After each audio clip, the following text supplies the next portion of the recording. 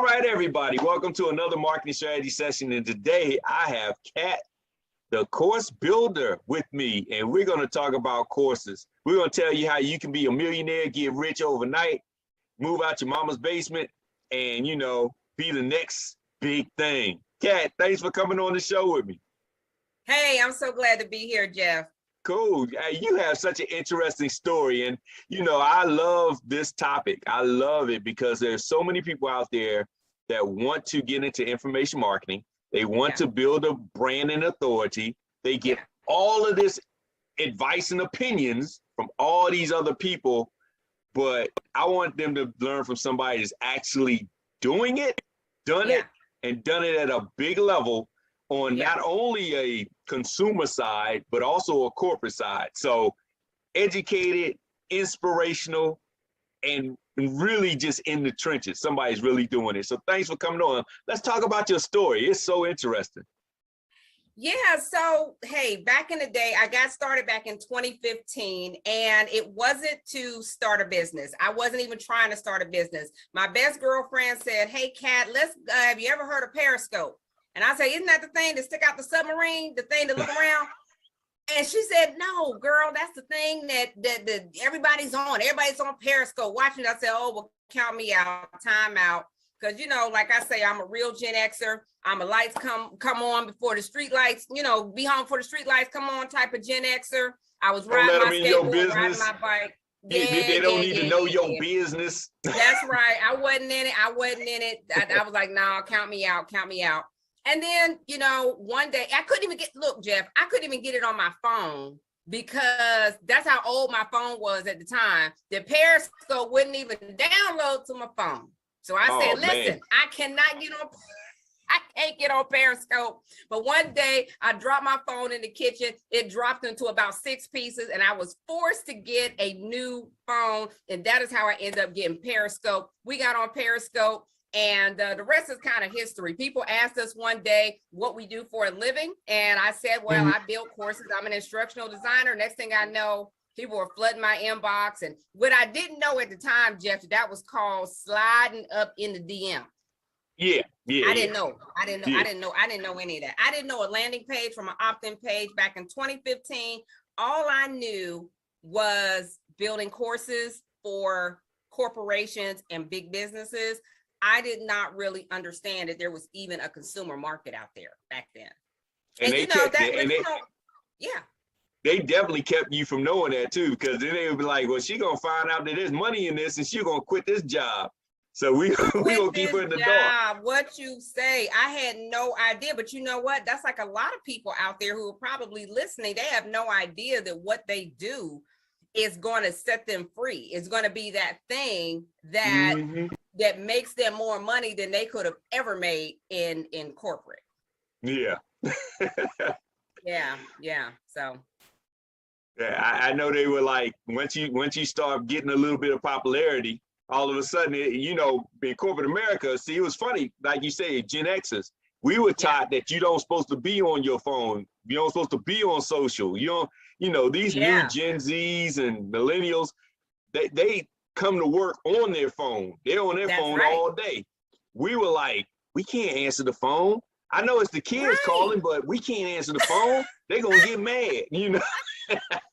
We're going to lose this good job. We're going to lose this good government job. Listen, that was me. I just didn't get it, Jeff. I did not get how people were making money from a phone. I thought it was all hocus pocus, a big scam, a big, you know. And what got me interested in it is the fact that I saw people on social media, on Periscope, especially, giving people all kind of bad advice about building courses. They didn't even know what they were talking about. And I was like, this is crazy. So that's the thing that lit a fire under me to say, let me help some people. So I didn't go on to start a business. I didn't go on to make money. I didn't even know how to make money with it. I just went on because I was mad because people was giving course building a bad name and they were saying all kind of stupid stuff. So that's why I got on. I got on just to be a spoiler. Look, a hater. So A basically, real hater. they were up there doing WikiHow, and they were like, let me give you the 5 steps of making, $1 million. And you were like, wait a minute, that's just WikiHow. That's not even Right. practical. I was like, they're not really true to this. They're not really telling people the real about this thing. So yeah, I just couldn't take it. Yeah. So what's the difference between, like, you got those that say overnight you can become this mega success with your course. You just record a YouTube video, chop it up. I mean, what's the difference between that and actually building out a course and actually planning out how your course is going to be? Yeah, so the big difference is that your course should actually teach somebody something, okay? Okay. It should actually teach somebody something and help them get from their point A to their point B. And I say, listen, I am a real instructional designer. I don't play one on TV. I got a whole master's degree in this subject. And if it was as easy as cutting up a YouTube video, I could have saved myself a few, tens of thousands of dollars getting a whole degree in it, right? So there is a methodology to teaching, especially teaching adults who are busy and that sort of thing. And how do you do it? Because the marketplace is very competitive now, even from 2015 to now is like light years ahead. And people have been taking courses on their job and through university. So you can't put the okie doke on people, with these YouTube videos. They're gonna be like, really? This ain't, and you want how much for these many? No, I don't think so, ma'am. I don't think so, sir. So you really have to come correct these days. Now with that, like, for instance, you know how to organize and you know how to get from point A to point B. Yeah. Is it more about, like, there's a strategy of less is more, then there's a strategy of overwhelm them, give them all this stuff. Some people say do little short 5-minute lessons. Others say no, give them hour-long lessons. How do you figure out what's the best approach, or is it just different for everybody? Yeah, so one is a sales approach. Okay. And one is a teaching approach. Okay. So the sales approach is overwhelm them to where they're so frustrated that they feel like they need you. And so they're willing to, pay whatever it is for you to stop torturing them, basically. And right. And but the thing is that people do it wrong. Like, even if, let's just say, okay, that's your guru told you to do that. Okay. My guru better than your guru. My guru told me. Now you're going back. Now we're telling our age, because now we're going back to the Chinese films on Saturday morning where you got your sensei and I got my sensei. That's right. My guru better than your guru, And so if your guru told you, okay, you ain't got to call no names. I say, listen, I don't call names. I call games. Okay. But if your guru told you to do the game of overwhelm people, the fact is that you're not even doing it right? So if you're going to give them a little bit more information, it's not that you should be overwhelming them in the first place. You just want to give them enough to understand your process and that sort of thing. And that in itself might overwhelm people. It's not that you set out to overwhelm people, okay? Okay. But by nature, people get a little overwhelmed, all right? So I say this, Jeff. I do a little experiment, okay? I'm going to do this with you and your audience. Take your right hand and turn it and face it towards you. All right, where it's palm facing you. Okay. Now I want you to look at all 5 fingers and your palm. That represents everything that you know about your topic. Okay. Now I want you to slide on over to your pinky finger. Okay. Now, if you look at your pinky finger, you'll notice that it's divided into 3 sections. Okay. Unless you're from the planet Vulcan or something like that, you got 3 sections on your pinky finger. Now, look at the very tip of your pinky finger. Okay. That right there represents about how much of what you know you're going to actually put out there on social media for people to consume. Oh, really? Yeah. Because all your knowledge is not what's going to give people the transformation that they need in their life. Okay. And so what happens is we end up giving them the whole 5-finger job. Okay. We give them the whole 5 fingers. Not the, what did the 5 fingers say to the face?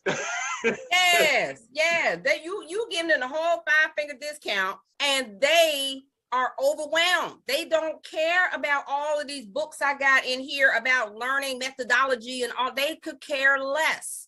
What they care about is how you're going to get them from their point A to their point B faster, easier, and with less frustration. So that goes back to the idea of chunking the information. So that's the other idea that you brought up, okay, about the 5 to 7 minute segments. Now, it is true that those micro learning opportunities are great for busy adults. They want practical, they want it now. They don't want to have to go through an hour-long video to get what they want. They don't want to have to take notes for days on end.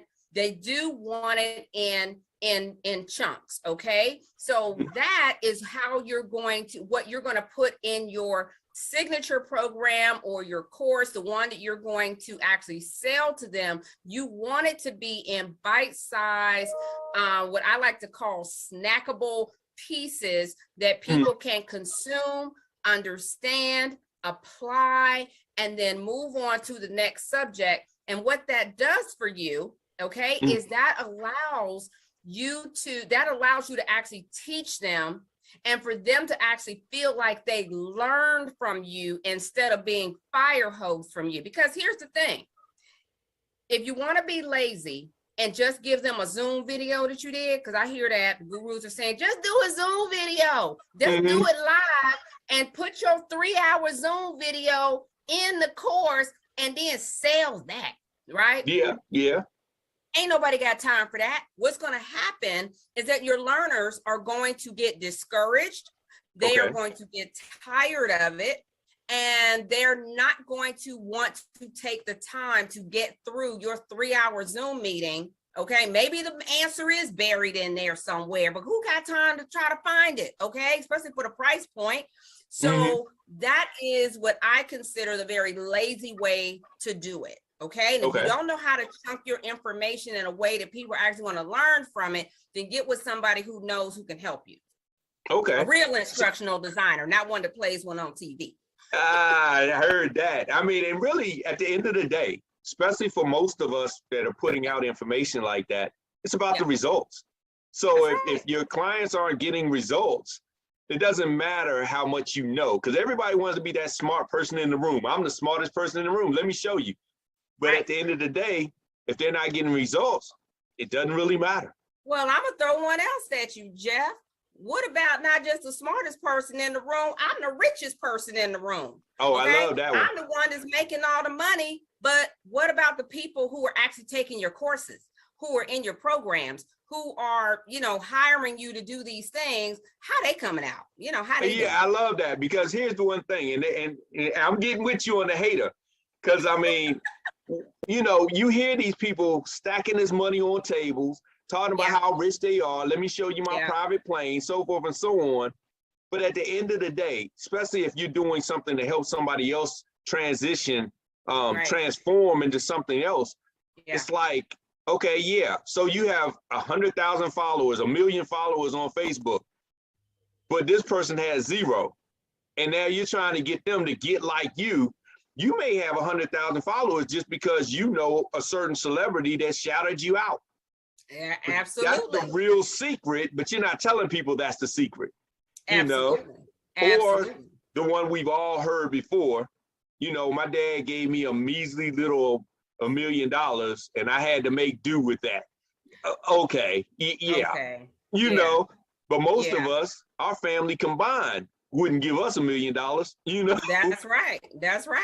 I don't have no rich uncle. When I started literally at 0. I had 0 followers. I had one little heart on Periscope. One little heart. You know how you get the little hearts? I had one little heart, and I had 0 followers. Okay. Yeah. And that's how I started anyway. Yeah. And but there is a way to grow your business authentically. And I was fortunate enough to honestly not know enough to know that you could scam the system. I didn't know the system enough to scam it. I mean, to be honest with you, okay? I really didn't. I didn't know. And so all I knew was get on there, tell the truth as you see it, help people, and see how that feels to you. See if that, see if that is something that is congruent with who you want to be and who you are, Yeah. Well, how do you work with or what advice would you give people as far as their approach or their voice? Because you've got introverts, you got extroverts, and they're going to approach it totally different. You got people that are quote unquote alpha. You got other people that are delta. So how do you deal with that when building a course? Because most people, they get a mentor and the mentor kind of says, sound like me. And you can tell who their mentor is because they sound just like them. So you're like, okay, that they must have taken this person's course because they sound just like them. Yeah. So that comes with, I think, maturity in business. Just giving yourself an opportunity to find your own voice. There's nothing wrong with having mentors. There's nothing wrong with learning from other people. But then at some point, you got to stand on your own 2 feet and get out there and turn on the camera and let it just be you.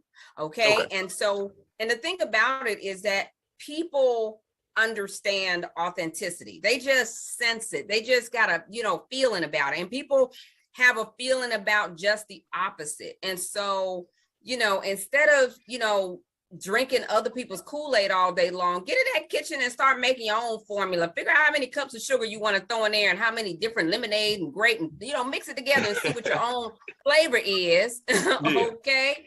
And you just might be surprised. People will like it. Whether you are an introvert, extrovert, what's most important in terms of putting your own voice out there is knowing what the hell you're talking about. And if you do, then people are going to tune in. People are going to say, oh, wait a minute, whether this person is polka dot, whether they're, this or that, if you believe it, if you have confidence in what you are saying, people will listen to you. But what happens, I find, Jeff, is that it's not so much a voice issue.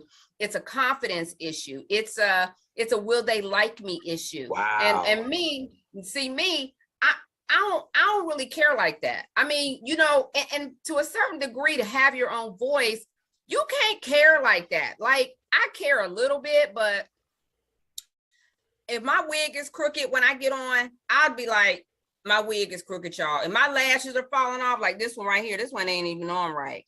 Like, I don't mind telling people, you know what I mean? Like, you know what I mean? My lipstick ain't all right. But that's because at the end of the day, that doesn't matter. What matters is I can help you put this course together faster, easier, and with less frustration. So I need you to get past my lashes, my wig, all of that stuff, and let's get down to work. Let's get down to business. And that makes sense. That's what really counts, because at the end of the day, when you're paying for somebody's services, all you care about is the results. I mean, all that other stuff makes you feel good. Oh, this person, look at them, they're a celebrity or whatever. But at the end of the day, you'll just be broke financing a celebrity. Look, let me tell you something.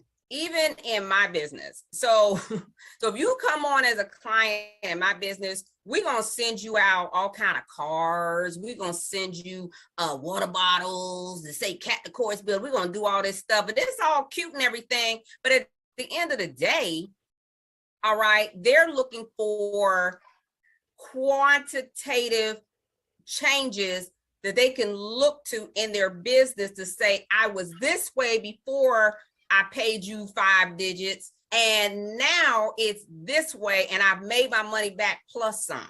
Okay. So, that's all well and fine, but at the end of the day, we have to deliver. Yeah. That's the bottom line. Yeah. Now, do you recommend a lot of people have a lot of, I guess you would say, tangible assets such as worksheets and books and all that, or it's more just audio visual and you could get by with that? So what I say is, this is what I say.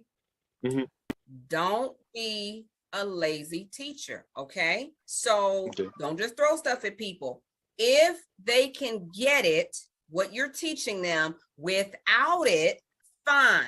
However, if they need practice, if they need an opportunity to work through some things, then give them the opportunity to work through it, okay? So if they need worksheets, make sure that you provide it for them. Don't give them busy work just so you can add another 50 cents onto the price, okay? Make sure it's not busy. Make sure it's actually gonna help them work through the ideas, think through and apply what you're teaching them, okay? So, so if you need it, fine. But most people, need those worksheets to help them work through if it's complex.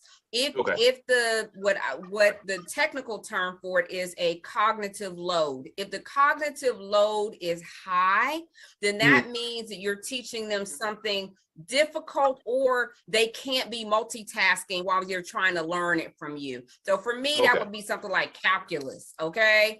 Like me, I couldn't do anything else, including blink, trying to figure that out, okay?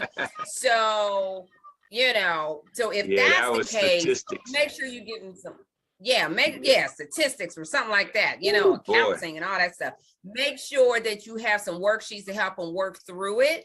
But if the course you have has a low cognitive load, where you're teaching them something like basket weaving, shout out to all the basket weavers out there. I know it can be complicated, but if you teach them like a 101 type course, then, okay, I'll give you another example, Oreo licking. You teach them how to lick Oreos, the cognitive load is very low, okay? Doesn't take much. Then you don't really need worksheets. Do you twist to the left? I know, right? Or do you twist to the right when you got to take the Oreo apart? It's debatable. It's very, very debatable. But depending on your audience, for your audience, it might be low, high. It could be, debated. That's great advice, because a lot of times I think one of the challenges, especially when it comes to building our courses, is overthinking it. And so you're like, well, I got to put this course out, but I don't have this textbook, prepared. Or I've got to put this out. And then you hear the opinions of those like, you don't need anything. All you need is a cell phone or a camera and just start recording, And so you're like, well, maybe I just put that out. So, I think it's really good that you know how it's supposed to be structured. And it's funny because people always say, well, why should I get a course? I mean, I can just look it on YouTube. And what I always tell them is this: that's very true. You are 100% correct. Why you go to college? You can YouTube that too. Everything they teach you in college, you can get off YouTube. Sure can, all day.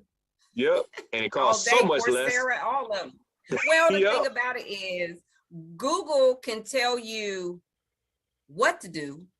It can't tell you what to do for you, okay? Yeah. It's going to give you 89 billion answers, and hopefully you're choosing a course that will help you narrow in on what you need to know specifically. So, why is the course building industry an over $256 billion a year industry?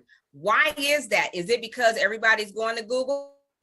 No, because everybody that went to Google figured out what your Google listeners are going to find out, and that is, you're not going to get the answer for you on Google. So Forbes magazine says that 90% of all learning now is informal. So that means that they're not going to college and signing up for college by and large. They're going to people like you and me, Jeff. They're saying, listen, let me learn from Jeff. Let me learn from Kat. Let me get real world experience and really target in on what I need to know from people who know it, right? Yeah. And that's what people are doing. And that's what I love. That even with this show, I love talking to people that are in the trenches actually doing it versus somebody that went to college or, like you said, they played it on TV. You Oh know, yeah. it's somebody that has theory, and by Oh yeah. theory this works. But I'm gonna tell you, everything I learned in college for marketing, it does not work in the real world. That's in a utopian Oh experience. yeah, in a perfect world, it works out brilliantly. Yeah, yeah. In the real world, it's like, yeah, that doesn't work. I'm gonna have to figure out And it something different. changes. That's the Yeah. that's the other thing, Jeff. It changes. The market changes. The market has changed, and the new disruptor has been the pandemic. That is a disruptor in business, and people are trying to like, whoa, adjust, you know, to Yeah. this sea change that now where online business and teaching online and things like that, it used to be sort of optional, and that was for other people, that sort of thing, you know, but get a few months of not being able to sell, you know, phone cards out your trunk for a while, you gonna start teaching online and putting what you know online. You know, maybe for a month or two you could get away with it, but try 6 months, try 8, try 12, try 24. Okay. And that changes things. It has changed the game. And those who were already down that road, they were already ahead of the game. They beat everybody out. They were like, you know, they were already ready, you know, instead of trying to, oh Lord, let me figure out how to put my course online, you know. Well, you know, better late than never, but a lot of people was already ready, and they're the ones who cashed in during the pandemic. I mean, you know, I have a little survivor's guilt myself. I'm like, because we did really well during the pandemic, and you know, because so many people were like, they got a clue all of a sudden, you know, and figured it out. Yeah, the necessity was there. Oh yeah, but, for sure. And I love the fact that you say the market changed. I mean, that's another thing in course building. People have these evergreen courses that work then, but the market's changed. And so what do you tell your clients and your students when it comes to thinking ahead or for, you know, predicting the future, you know, building your course with that in mind? Yeah, so I love what you said about evergreen courses, right? And so when you're thinking ahead and staying on trend with your consumers, the best way to do that is not to get lazy. Like, I cannot stress that enough. So people say, oh, I got an evergreen course. Let me just let it run and make money for me. Then all of a sudden one day it's not making no money for you, right?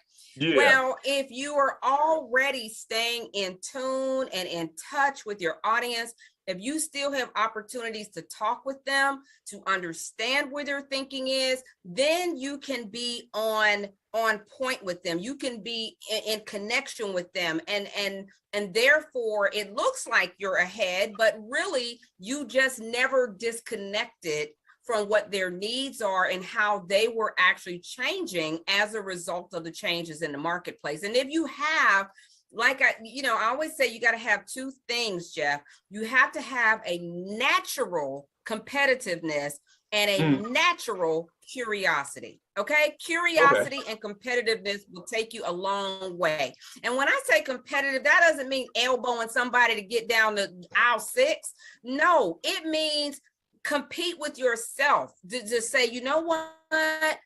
I can do this. Let me see how much better I can be today than yesterday. And if you've got that in you, then you're ahead of a whole lot of other people. And a natural curiosity, especially through and that sort of thing. And I mentioned to you before, Jeff, that my first career was as a journalist.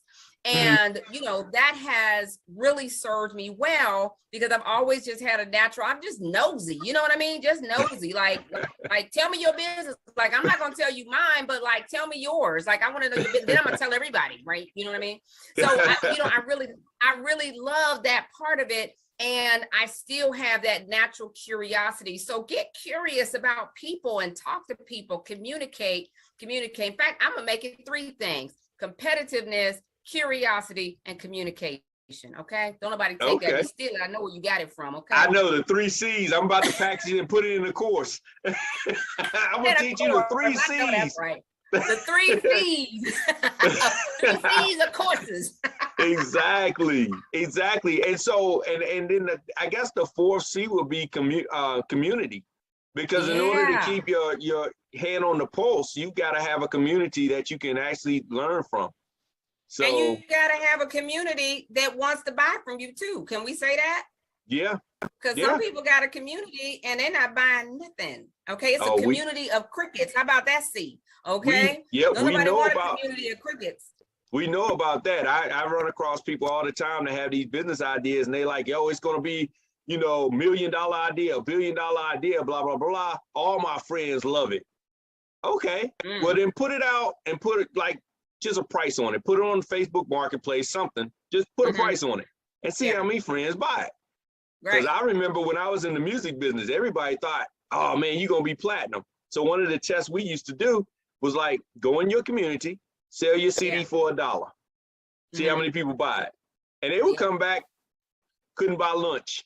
I was like, all these friends, what happened? It's only $1. It changes when people have to actually support you. So things change, but there are ways to bypass some of the natural barriers that people have to wanting to spend money and that sort of thing.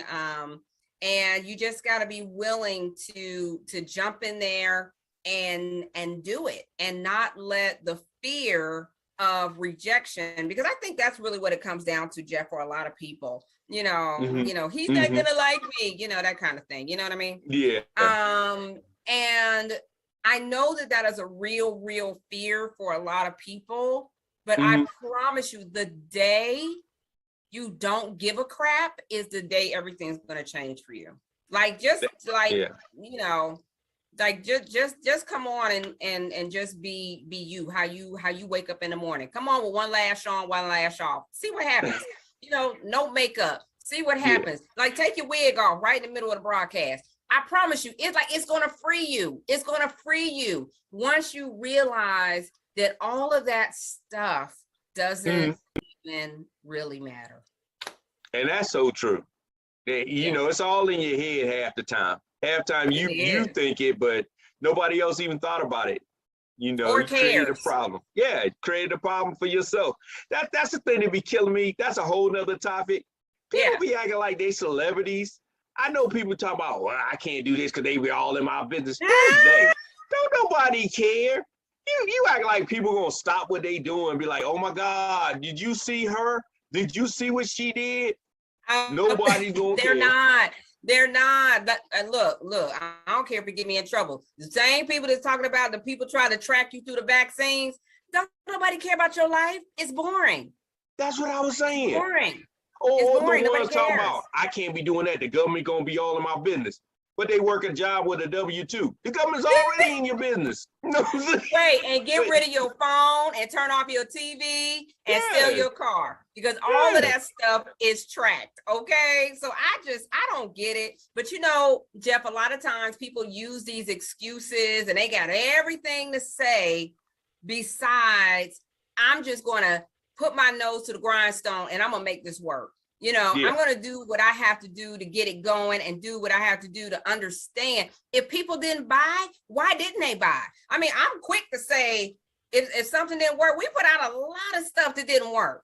A lot of stuff. I can't even tell you how many things I have done, Jeff, how many classes, workshops, all kind of stuff that we tried that didn't work, that didn't resonate with people over the years until we found the messaging that did work. And now we repeat it over and over and over and over and over again until you find your success formula. So you got to just be okay with I don't even want to call it failure, because it's really just learning if you change your mindset about it. That it's okay if people don't come to your party. Okay, the chips was stale, the soda was flat. Okay, the music was whack, and you didn't promote it right. So that's why they didn't come. So next time you're going to have better snacks. You're going to promote it better. Okay. You're going to have some live music versus the right. So you're going to do things a little bit different. Do you just close up and say, nobody wants my party? No, you're going to do better and learn from it and move on.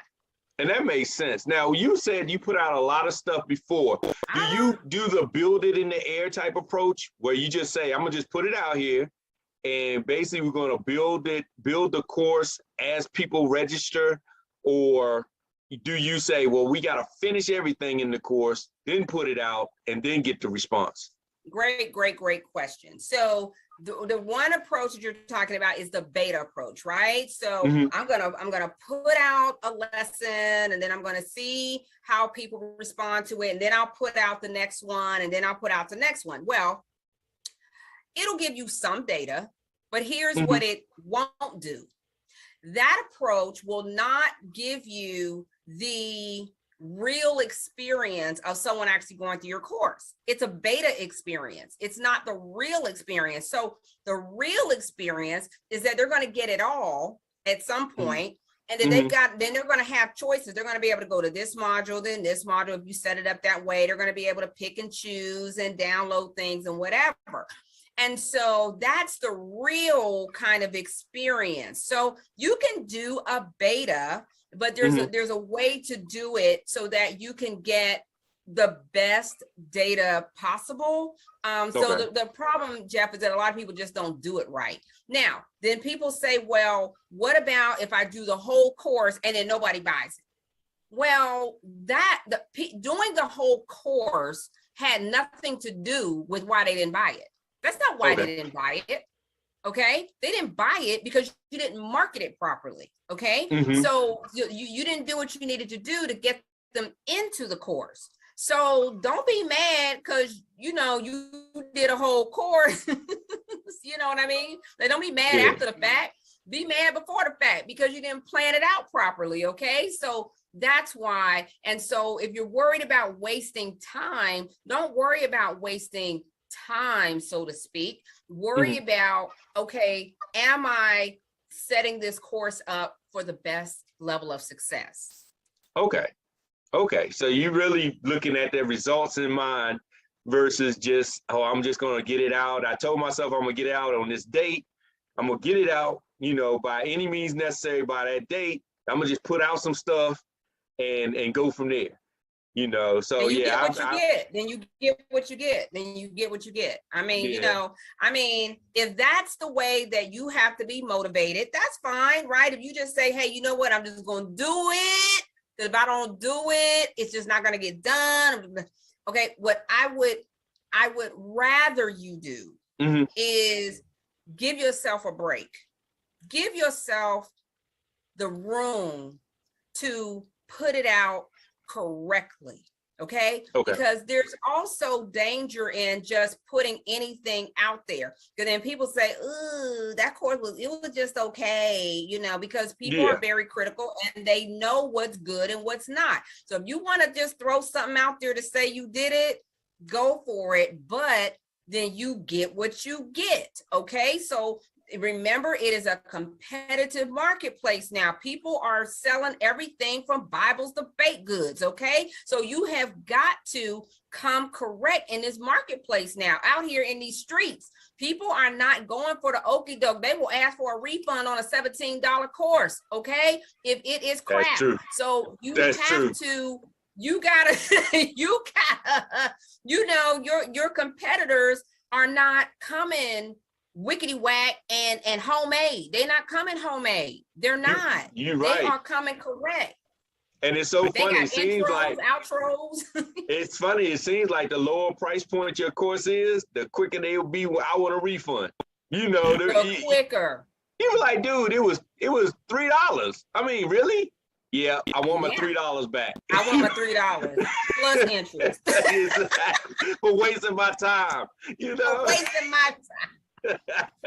It's so funny. It's so true. For wasting my time. Yes, and yes. And that, that is the reality out here. And that's not to scare anybody. That's not for you to be like, oh, I shouldn't get out there. No, that competitive curiosity, communication, right? And community, like you just said, Jeff. I mean, get out there and just say, you know what? I may not do it all right. Like I may not know what the end is going to be, but I know if I put one foot in front of the other and start working and get a support system going, then I can do better than I would do if I was just sitting on my couch, wishing, hoping, and praying that that somehow automagically it's just going to happen. Then work like that. That's true. That's true, especially for those that are overthinkers too. So, you know, that's another thing I noticed when it comes to building courses that can trip people up. They have courses that they've had on the shelf for years and they've modified several million times, but never put it out because they overthink it. It's just never, what do they call it? Procrastination by perfection or something like that, or perfectionist procrastination or something like that. Yeah, it's like a medical condition. Yeah, they never put it out. Yeah, they just like, I'm gonna fix it. I'm about to re-release it, or I'm about to release it next year after I do this. And you're like, wow. Well, you're never gonna put it out. From not having the confidence in knowing that it's going to be successful. That's the thing, right? Like we all want, I always say, you know, everybody wants to know if the water is warm before they put their toe in it. Everybody wants to know, you know, how's the water? You know, it's good to me, you know, but I don't know what it's, you know, but you know, everybody wants to know before they do it. And that's just not how it works, right? You got to get in there. You got to feel it for yourself. You got to get used to that water. And then you'll be able, next thing you know, you're doing the backstroke. Okay. So, you know, it's just a matter of just, you know, the overthinking is really just another, it's another delay tactic. It's another thing that will hold you back from, then it's going to be a month, then a month turns into several months, and several months turns into a year or 2 years. And next thing you know, everybody else is quitting their jobs, they're buying their dream homes, they're traveling the world, they're doing all this stuff, and you're still sitting there, you know, trying to dust off a dusty course from 2 years ago. That's true. That's true. Yeah. Well, when it comes to building a better course, like they say, the building a better mousetrap, that dates us, but building a better course, how can they get in contact with you in order to help them become more clear, organized, and confident when it comes to building their course? Okay, so not only are we going to help you become more clear in your content, we're also going to automate and do all of the technology behind the scenes, and we're going to set up the marketing machinery so that you can actually sell that thing. Okay, and that's something that that you need some help with.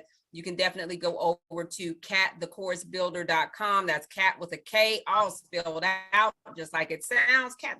Katthecoursebuilder.com, and apply to work with us. We only work with about 30% of the literally hundreds of requests that we get to help. We don't work with everybody, but if you think that you're ready to you know, get in the driver's seat and buckle up, then we're ready to help. That's great. So yeah, everybody, if you're ready to go ahead and get in there and make your video, and you stacking the money on the table about your digital product, now I'm gonna stop hating. I'm gonna stop hating. But if you're ready to go ahead and stacking your rent monies, quit it. You see those videos where they in the car and they got the money on their arm, like, I can't take it. I can't do it. I can't. Go to the post office and get that money order. Quit playing. Exactly. That's so funny. But if you're ready to go ahead and build your course the right way, reach out to Kat and just go ahead and do it with a way that is not just hype. You know, somebody that actually has known how to do it, taken education on how to do it, been in the trenches, tested how to do it, did it, can prove she's done it, and show you how to do it, more importantly. So, you know, if that's the case, we do it for you. You know, we're a done for you agency, Jeff. So we actually do it for you. You ain't even got to try to learn it from us. And that's even better. That's even better. Hey, instead of trying to figure out the recipe, you just have the chef there. Be like, hey, I Hey. just want this. Come out with a double layer cake, frosting and everything. Exactly. That's probably what I need. Instead of trying to mess up in the kitchen myself. So, All so good. cool. All good. Well, thanks for coming on. Thanks everybody for listening. And this has been another marketing strategy session. Best of success to you and your business.